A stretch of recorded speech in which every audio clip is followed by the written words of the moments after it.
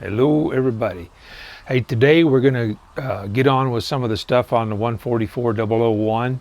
I got the 13 turn brushed motor in, and we got a new ESC. We're going to install everything.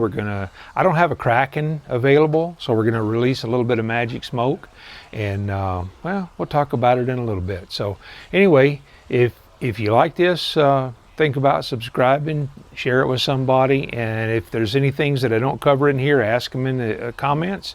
And if you have any other questions, I got a whole playlist on the 144001, so I'll throw a card up here and you can kind of check that out. Anyway, let's go ahead and get started.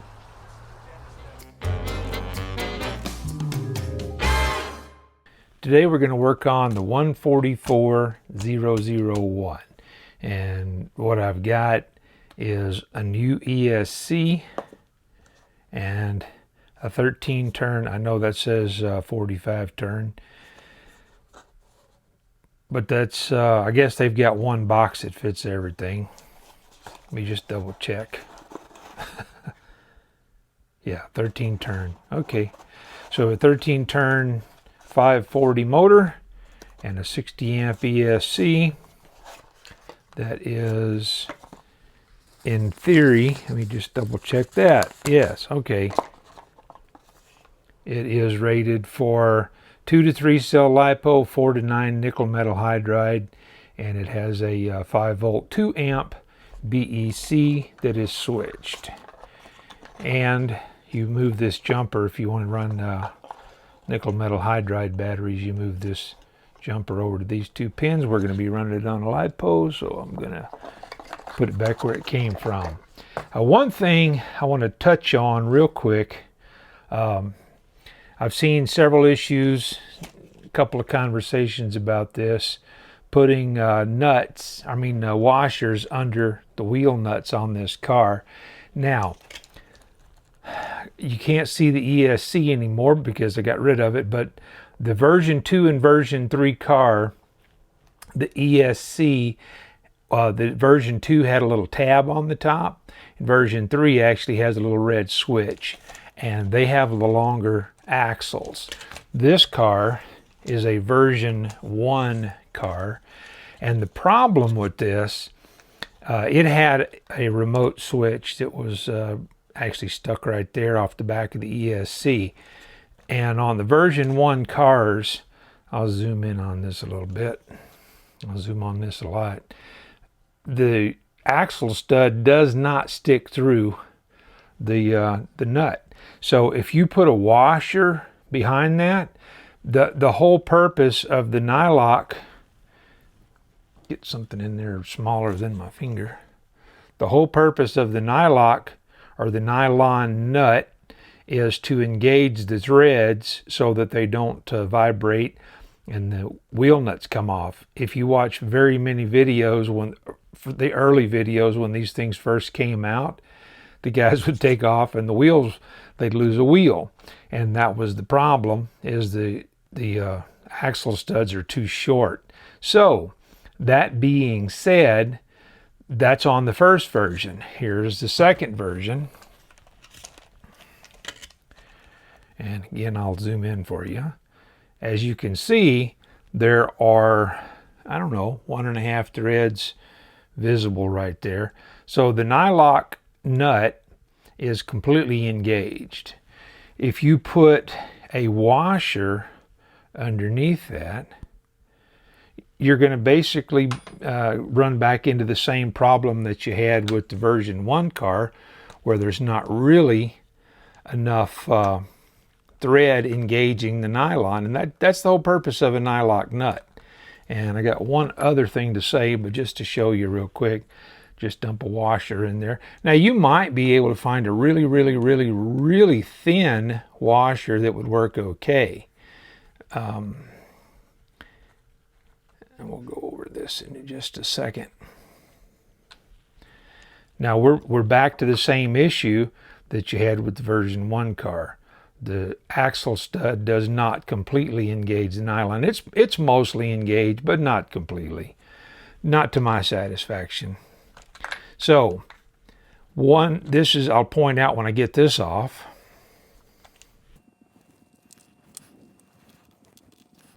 If you use the proper wheel nut, it has a washer built into it.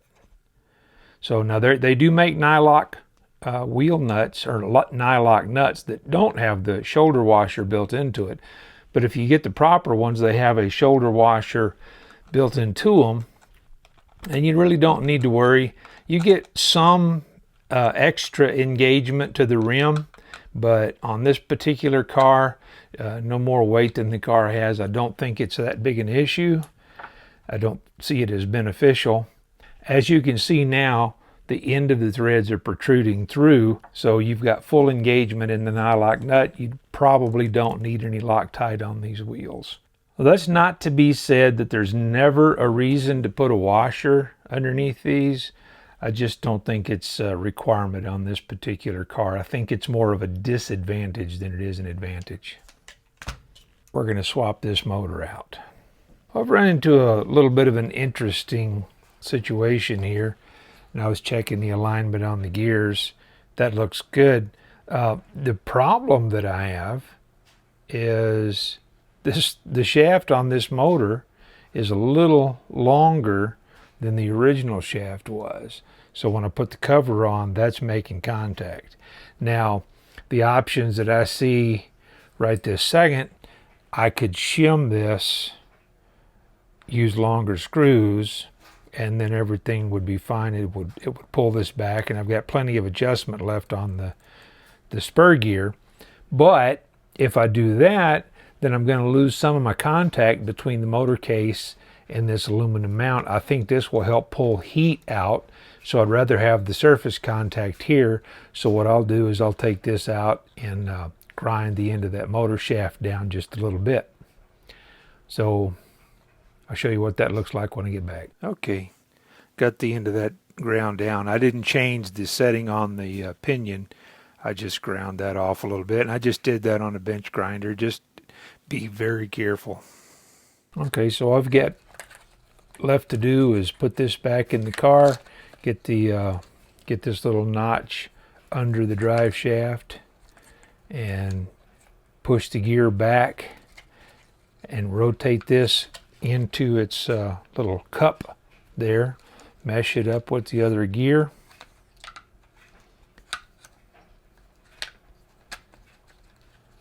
and you're good to go. Now what I prefer to do is put these two screws back in that hold the motor support, and that way I know I can check all my alignments.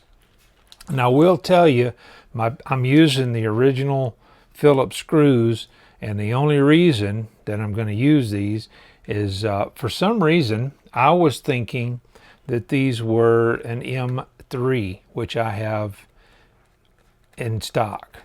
These are not. These are an M2 by 8. So if you want to change these out, and that's generally what I do on this car, is as I go through things, I change them out to a better quality screw. But all I've got is M3. That was what my other car primarily used, M3s and M4s. So these are an M2 by 8, if you would like to go ahead and have those on hand if you do something like this.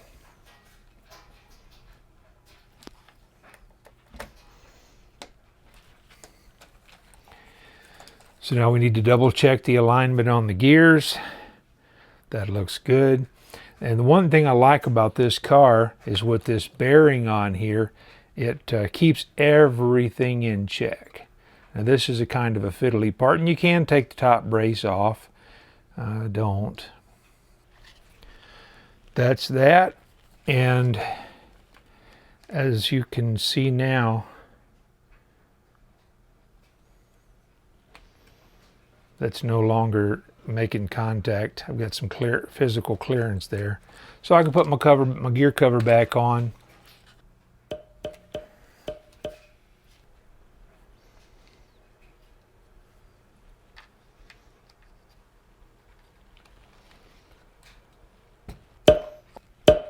Hey, I just got a new subscriber. Thank you for that.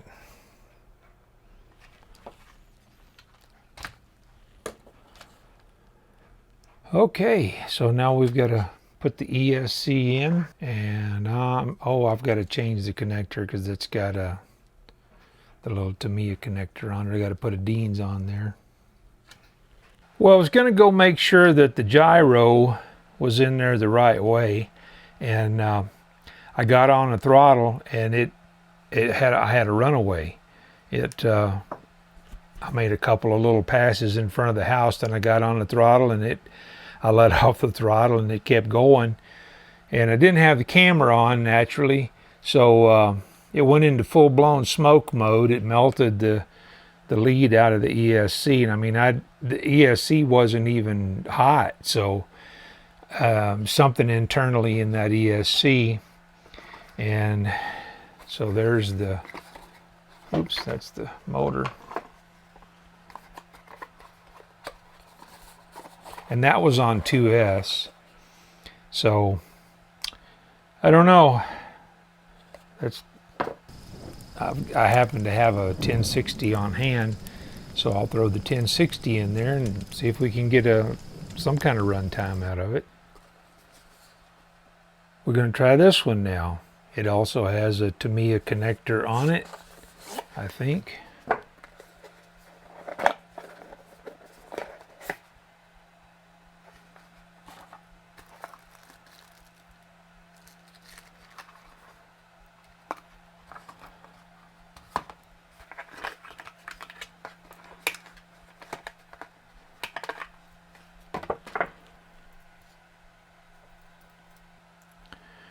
Okay, you can move these jumpers around,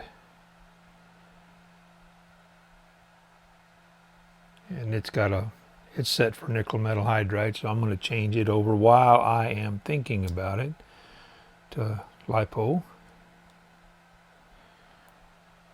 So I've got front brake and reverse,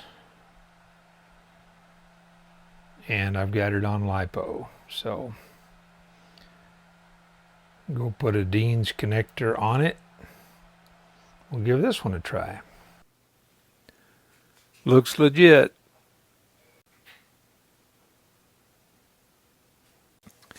And this one has a waterproof switch. Keeps sand and stuff out of it anyway.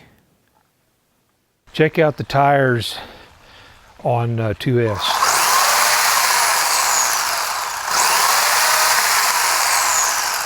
That's the stock tires. So I burned the other ESC up in a few seconds, but I'm just gonna, I want to get something out of this some run, and the rain quit. So that was unexpected. Anyway, we're at 2.4. I just want to be sure everything is set up correctly. Got the radio on. See if I can reach the switch. Yep. Might need to trim this a bit.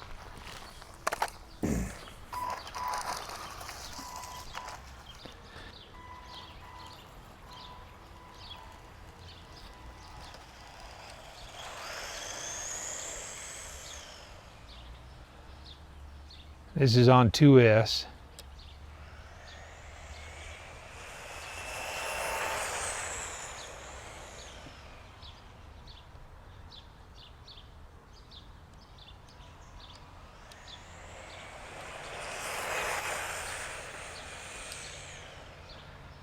And I think I hit top speed. We'll come back and see what we got. Top speed with the factory motor was 30 on 2S. Got good brakes. Okay. Top speed on 3S before was 40 on 3S. I'm at 44 on 2S. And that's with a 13-turn motor, and I'm running the Hobby Wing 1060 ESC. So I'm pretty happy with that. I'll get brave enough to try it. I'm going to try it on 2S a little more, just get a little run time in, and then if I get brave enough, I'll put a 3S, and we'll see what kind of speed I get out of a 3S. If you want to see that, I don't know, subscribe or something, and it'll be in an upcoming video. If you have any questions about this, and I did put the gyro receiver in there, it really helps on this car. At speed especially, and then with the jumbo, I got the Dumbo I think I said jumbo. Dumbo RC radio, you control the endpoints or how fast it responds when you turn the steering down. You can't make a U-turn in as tight a circle, but for speed runs, it's a whole lot better. Anyway, if you liked any of this, if you want to keep up with it, I'll put the playlist in here, up here somewhere, and I've got a whole playlist on this car. And if you want to see what I do in the future, subscribe, and I'll catch you guys down the road.